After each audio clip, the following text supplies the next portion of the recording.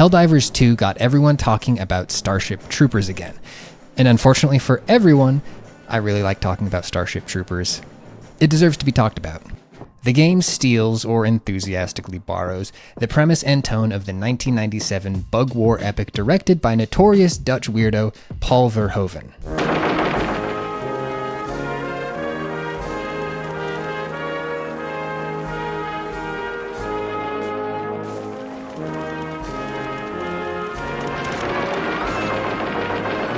The film follows a group of teenagers who enlist in Earth's war against a civilization of arachnids. Its actual plot will feel familiar to anyone who's seen a movie in the last 100 years. Our hero is naive, horny, and listless until he finds a reason to fight. In his battles against dangerous foes, he finds purpose. His questions become convictions, and he grows from an unsure boy into a leader. The story itself didn't raise eyebrows with critics or audiences, but the details were worrying. Verhoeven creates a queasy tone that staggers between cloyingly wholesome, horrifying, and just off. He's painting within the lines of a sci-fi war epic, but his color choices are unsettling. The teachers preach a might makes right philosophy. And force, my friends, is violence, the supreme authority from which all other authority is derived. The cities are spotless and utopian. All the young people are beautiful. All the adults are scarred and bitter. Mobile infantry made me the man I am today. TV announcers cheerfully deliver slogans with frightening implications. Join the mobile infantry and save the world. Service guarantees citizenship. And then Doogie Howser from the TV show Doogie Howser shows up in what looks a lot like a Nazi uniform. It was definitely possible for dumb kids like me to leave the movie theater thinking it was like every other sci-fi war movie. Awesome. But then there were some people who maybe should have known better, who missed the point in their own unique ways. The fascist imagery made the film controversial. A Washington Post film critic wrote of Paul Verhoeven, "It's impossible to decide whether he's sending up the Third Reich or in love with it." For Empire, Adam Smith wrote, Verhoeven's previous dabblings with militaristic imagery in RoboCop and Total Recall hinted that the director might be slightly closer to out-and-out admiration than he'd like to admit, as might be some of his audience. And in Time magazine, Richard Schickel wrote, "Maybe it's saying that war inevitably makes fascists of us all." Or, best guess, maybe the filmmakers are so lost in their slam-bang visual effects that they don't give a hoot about the movie's scariest implications. On the DVD release, Verhoeven opens the commentary track by reading from Schickel's review and responds. The movie is, in fact, in our opinion, stating that war makes fascists of us all. So whenever you see something that you think is fascist, you should know that the makers coincide with your opinion, thinking that it is not good. That is not a good statement, and this is not good politics. And if you see a black uniform, you should also know bad, bad, bad. Now I think would be a good time to pause and talk about what the hell fascism is. And then we'll get back to talking about video games, which have nothing to do with fascism ever. They're just fun. A lot of political thinkers have spent a lifetime debating the meaning of fascism. And I'm not one of them, so we're just going to go with broad strokes. Fascism is a political ideology marked by authoritarianism. The government is led by a dictator or single party that openly and violently suppresses opposition. What the leaders say is truth, regardless of what the truth was yesterday. Nationalism, belief in an idealized, exceptional national identity. This is where fascism tends to overlap with racism and xenophobia. The shared vision of what a true German or American or Indian looks like usually excludes a minority of people and makes them into scapegoats. Militarism. Fascist movements will usually make unapologetic use of military force to assault its perceived enemies, internal and external. Military service is used to reinforce a rigid power structure and loyalty to the national identity. To be clear, it's bad. Talking about fascism in a modern context is tough. The label fell out of favor after World War II, when the big boys of self-professed fascism were strung up by their heels and beaten like piñatas. The beliefs behind the movement didn't go away though, and those have re-emerged under different conditions with different labels. Meanwhile, the word fascism has evolved too. These days it's used casually to describe anything that feels restrictive or regressive, or more seriously to describe things that still venerate those principles of authoritarianism, nationalism, and militarism. I think that second definition is the one that Verhoeven is using. But back to Bug Movie, which became Bug Game, which we'll talk about soon. I just want to keep talking about Paul for a minute. War makes fascists of us all. Not every critic in 1997 missed Paul's intended point. Roger Ebert didn't particularly like the film, but he recognized the satirical elements for what they were. Still, word of mouth spread. I remember cable news packages highlighting Doogie Howser's SS trench coat and playground chatter about that action movie where the good guys might be Nazis. These days, the popular opinion is that Verhoeven's anti-fascist sentiment is pretty clear, and all those old boomers were dumb as fuck for not seeing it. And while it's fun to point and laugh at the old caveman critics and their underdeveloped tastes, I'm a lot more interested in why. So let's look at where we went wrong with Starship Troopers and see if we can't apply those lessons to its second coming in Helldivers 2. Or its third coming because it's a sequel, it's Helldivers 2. Or fourth coming if you include the book. It was based on a book. The film Starship Troopers is based on a popular youth novel by Robert Heinlein, and its cultural baggage might be the first thing that threw critics off the trail. The book is rabidly militaristic, but doesn't have the same sense of irony as Paul Verhoeven's remake, or really any sense of irony at all. Heinlein's politics are hard to fit into neat modern categories. They were weird and contradictory. But in the case of Starship Soldier, later renamed Starship Troopers, the impetus was reactionary. It was literally a reaction. He was making React content. In the 1950s, Heinlein saw an ad in a newspaper calling for the end of nuclear weapons testing, and he got so red and mad about it that he wrote a bunch of letters, abandoned his novel in progress, and then started a new one about a cool space war where all the bad little boys go to military school and get straightened out. A handful of the reviews cited Heinlein's novel as evidence of the film's fascist sentiments. But the reality of how films get made is a lot more banal and commercial. Screenwriter Ed Neumeyer, who had worked with Verhoeven on RoboCop, wanted to make an irreverent sci-fi war movie called Bug Hunt at Outpost 9. It didn't happen until he got the rights to Starship Troopers, which had enough lingering name recognition to pique the interest of studios. Verhoeven hadn't even read the novel. In 2014, he told Empire magazine that he stopped reading after 2 chapters because it was so boring. It was really quite a bad book. It's a very right-wing book. Still, preconceived notions about the novel might have painted how reviewers felt going into the film. The exact words of the text. But do you understand it? Do you believe it? They are soldiers of freedom. Super Earth is their home. Democracy their creed. They are the Helldivers. Just like it was off base for critics to assume that Verhoeven agreed with Heinlein's opinions, we shouldn't assume that the developers of Helldivers 2 agree with Verhoeven's. But signs point to that being the case. The schmaltzy, ironic tone of the opening cinematic is a clear nod to Verhoeven's approach, as opposed to the novel. And the CEO of Arrowhead Games has openly said, "Don't be a fascist." So that's something. There are some details from Heinlein's novels that didn't make it into the film that show up here though. Namely the single-serving drop pods Helldivers use to helldive into battle. Bump, and your capsule jerks ahead one place. Bump, and it jerks again. Precisely like the cartridges feeding into the chamber of an old-style automatic weapon. Well, that's just what we were. Now, when I was researching for a video a few years ago, I talked to some peace activist military veterans, and some of them had used the metaphor of humans as ammunition to come to terms with the violence that they had participated in and experienced. So seeing that same metaphor used here by Heinlein, who ostensibly likes the military, is weird. But we'll come back to that dissonance later. In the case of Starship Troopers, preconceived notions about the source material might have had something to do with its reception, but I think the lion's share came from Verhoeven's pitch black humor and unusual approach to satire.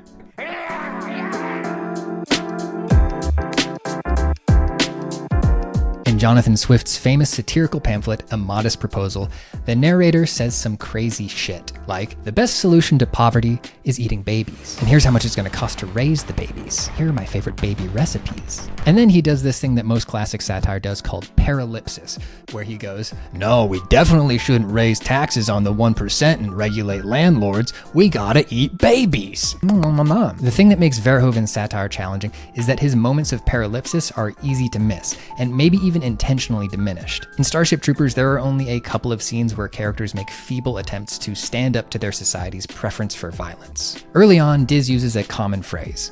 My mother always said violence never solves anything. Really? And then she's steamrolled. I wonder what the city fathers of Hiroshima would say about that. You. They probably wouldn't say anything. Hiroshima was destroyed. Correct. Hey, guess which one of these ladies has a violent on-screen death later? Later on the eve of full-scale war, a reporter floats a live and let live philosophy. That a live and let live policy is preferable to war with the bugs. Let me tell you something. I'm from Buenos Aires, and I say kill them all! He's steamrolled too, and not by some villain or clearly evil authority figure, but by the protagonists. If you're accustomed to more traditional blockbuster films, you might have internalized the idea that the protagonist should be right, that they will see through the evil illusions around them. But in Verhoeven's work, propaganda is everywhere, and your heroes aren't immune. At the end of Starship Troopers, Johnny Rico has found his peace in war. He emerges as a fully indoctrinated citizen, eager to feed more fresh child meat into the war machine. I only have one rule. Everyone fights. No one quits. Don't do your job, I'll kill you myself. Do you get me? We get you, sir! Denying the protagonists their climactic moment of clarity is a Verhoeven-Neumeier staple. At the end of RoboCop, Murphy gets revenge against his killers, but he can't bring himself to fully condemn the system that turned him into a consumer product.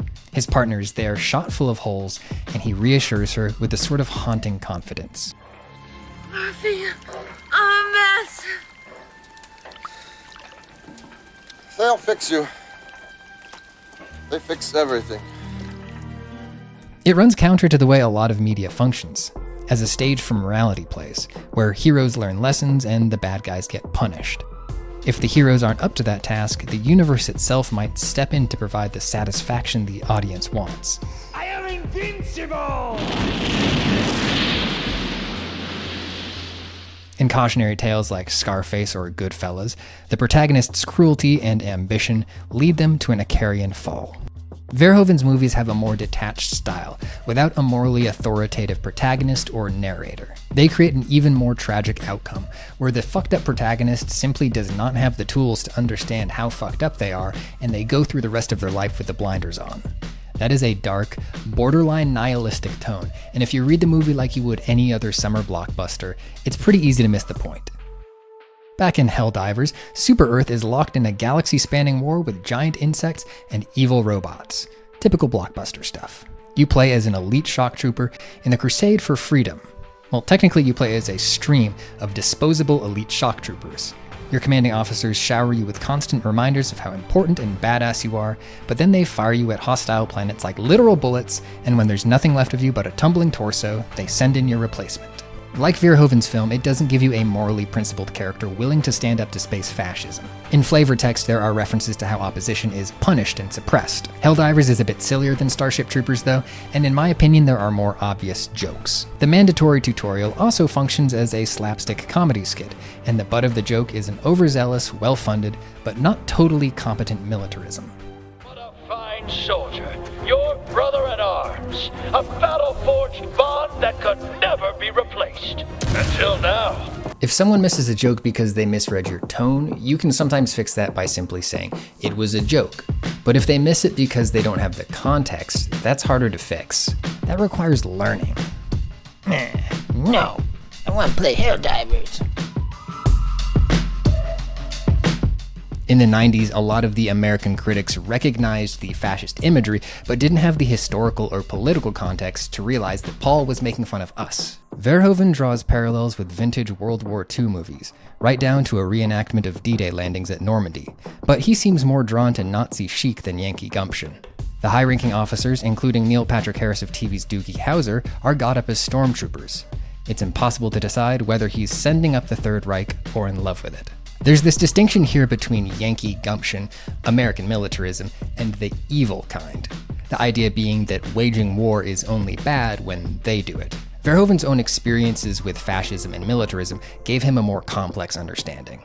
Verhoeven was a child during the Nazi invasion and occupation of Holland, and has plenty of reasons to dislike the Third Reich. But he probably can't find much solace in Yankee gumption. During the occupation, his closest brush with death came when an Allied bombing run went off target, killing dozens of his neighbors in collateral damage. The fact that those bombs were dropped by the good guys was cold comfort. That's the world Paul comes from, and his take on Starship Troopers is partly fueled by his anxiety that fascism could happen here. In the commentary track, he says that the propaganda shorts are meant to poke fun at America's lax gun control and enthusiasm for capital punishment, a national obsession with power and death, a might makes right society where the government has the authority to end the lives of its own citizens. And in our foreign policy, he sees militarism driven by propaganda. Throughout Starship Troopers, there are hints that humanity's relationship with the Arachnids is more complex than it appears, and that the bug meteor attacks weren't unprovoked. Paul isn't implying that the attacks on Buenos Aires were a false flag, but is referencing a much more common phenomenon. To understand this aspect of the film, you need to have been taught about all of the historical occurrences of defensive actions or counterstrikes being painted as instigations and justifications for full-scale invasion and war.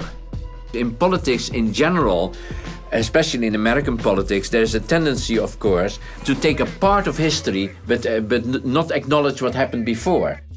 If you read stories about Iran, for example, you always hear about, of course, about the hostages that were taken in Tehran, but you rarely do you hear about the terrorist regime of the Shah that was caused by the CIA, of course, putting the Shah in power in Tehran, and then having the Shah do the most awful things. That didn't have anything to do with bugs or space, so I didn't know about it.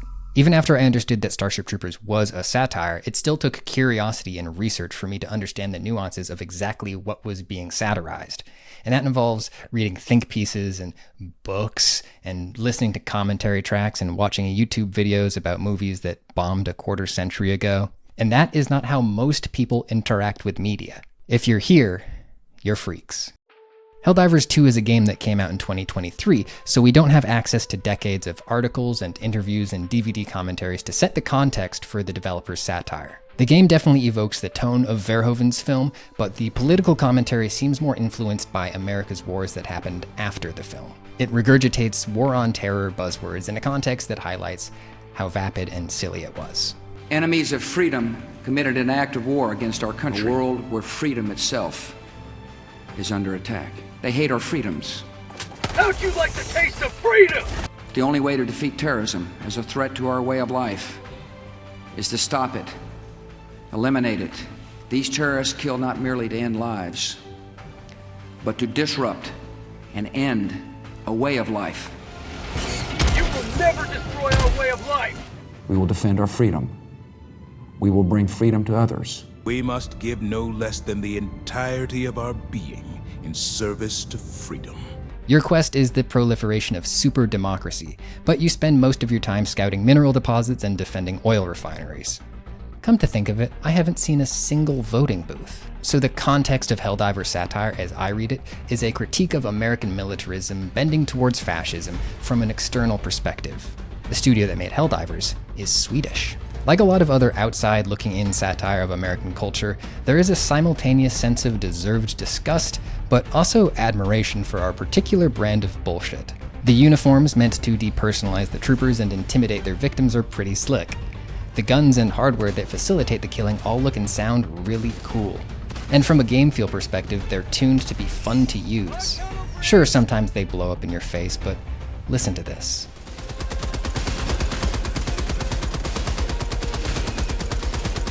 That's one of the unique parts about Helldivers 2's context. It's a game, and while it might take shots at America's post-9/11 jingoism, its primary purpose is to be fun. And that leads us to our next step in missing the point. This is an advanced step for the Paul Verhoeven fanboys like me. Just like it was silly to assume that he didn't know what he was doing with the themes of his film, it's also kind of silly to assume that he handled everything perfectly, that it was all part of his master plan to confound oafish movie reviewers until the eventual critical reevaluation 20 years later. There may be places where Verhoeven and Neumeier were trying to say too much within the format of the summer sci-fi blockbuster. One of the points that vexes some viewers is the film's vision of a sort of PC fascism, where racism and sexism are conspicuously absent. Is the film saying that equality can be achieved through fascism, or is it saying something else? It's definitely trying to say something with its intergender shower scenes, and this part where Jake Busey plays Dixie for Seth Gilliam without a hint of racial animosity. But if we return to Verhoeven's thesis, we might be able to shed a bit of light on what his angle is here. The movie is, in fact, in our opinion, stating that war makes fascists of us all. Of us all. All of us. Fascism is an us versus them ideology, and in a war with a sufficiently powerful them, ideals of racial and national identity can at least temporarily be put on hold. Nazi Germany's Japanese allies didn't align with the Reich's vision for a fair-haired, blue-eyed future, but Hitler granted them honorary Aryan status. The war came first. This is a nuanced point that's complicated further by the casting of Casper Van Dien as Buenos Aires resident Rico. Verhoeven chose him specifically because of his resemblance to the sort of idealized white boy who would be cast in a Third Reich propaganda film. So on one hand, we're commenting on how fascism can thrive across racial boundaries, and on the other, we're casting the most Aryan leads we can. Verhoeven's work is a little sloppy here, and I have to accept that. I should also accept that even if Verhoeven had perfectly honed his satire and considered every possible angle, there's only so much serious political insight you can gain from a movie where Michael Ironside says, "They sucked his brains out." By the way, that's Paul's favorite line. "They sucked his brains out." In our excitement to tell people that this stupid movie is smarter than it looks, it's important that we don't imply that it's as smart or nuanced as nonfiction work that tackles its themes head-on. At its best and most effective, Starship Troopers is a really good comedy action film that'll be especially cathartic to people who understand what it's lampooning. Maybe it can also be a good jumping-off point for discussing the overlap of a lot of action films and military propaganda. But evaluating the film's ability to actually stop fascism is like evaluating a banana's ability to open a can of beans. Prove to yourself that you have the strength and the courage to be free. If we come into Helldivers 2 with reasonable expectations of its satirical limits, we can leave satisfied. I'm not sitting there like, oh yeah, astute point about fascism, but I'm having some sensible chuckles at the loading screen tips and the fake product reviews and the over-the-top violence. The biggest point of friction is its participatory nature. In Starship Troopers, you are watching a fascist propaganda film, and in Helldivers, you're playing one. And that could be off-putting to some people. For me, the tone has been slapstick enough that I don't mind. In a sense, it's kind of more honest than most PvE shooters that have to come up with noble justifications for you killing thousands and thousands of intelligent critters to accumulate loot. Here, the justification is a lot simpler. You're the bad guys. But sometimes, role-playing the bad guys can hurt real people. And to some people, a dystopia can be utopian. So that's the next step in missing the point. The message of Starship Troopers is war makes fascists of us all. But that's not scary to fascists or people who agree with the philosophical underpinnings of fascism. Verhoeven's detached style of satire respects the intelligence and moral perspective of his intended audience, but the lack of editorialization can make it an easy watch for people who agree with the fucked up stuff his characters believe. There are people, like the goons who pay hundreds of dollars to get yelled at by phony drill instructors at Grindset boot camps, who fantasize that compulsory militarism and patriotism could give them a sense of purpose and belonging they're missing. There are people who believe that when our military invades and occupies foreign nations in the name of defense, civilian casualties are a justifiable cost. The quiet implication being that their lives are worth less than ours. We will meet that threat now with our Army, Air Force, Navy, Coast Guard, and Marines, so that we do not have to meet it later with armies of firefighters and police and doctors on the streets of our cities. And then there are straight-up bigots, who will say the quiet part loud. For these people, the satire just isn't going to hit. Speaking of dealing with bad guys, Arrowhead Studios has risks and responsibilities that Verhoeven didn't. Helldivers 2 is a living game with a living community, and it needs to be moderated.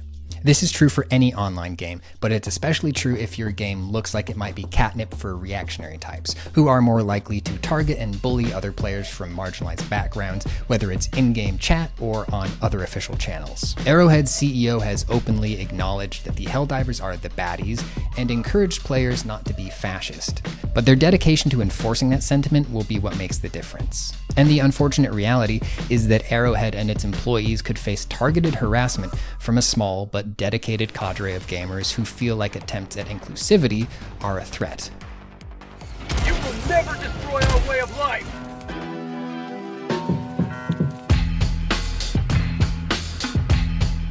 Why should anyone spend this long thinking about bug movie and bug game? I can think of a few reasons. First of all, if you don't think about it, you could miss the point, and then in a quarter century, you're the dumbass of antiquity and you gotta watch all the 25-minute YouTube video essays about how bad you whiffed it. Secondly, it's just fun to know things. When a challenging media experience encourages you to learn real stuff about the real world, that's cool. Maybe most importantly, because it matters. People who don't train their media literacy muscles are much easier to hoodwink, whether it's into getting a shitty tattoo or buying into a shitty war. So when you're not hell diving, why not read some think pieces or books? Maybe watch a DVD with a commentary track on. Hell, maybe you can even make a whole YouTube video about it. I'm doing my part.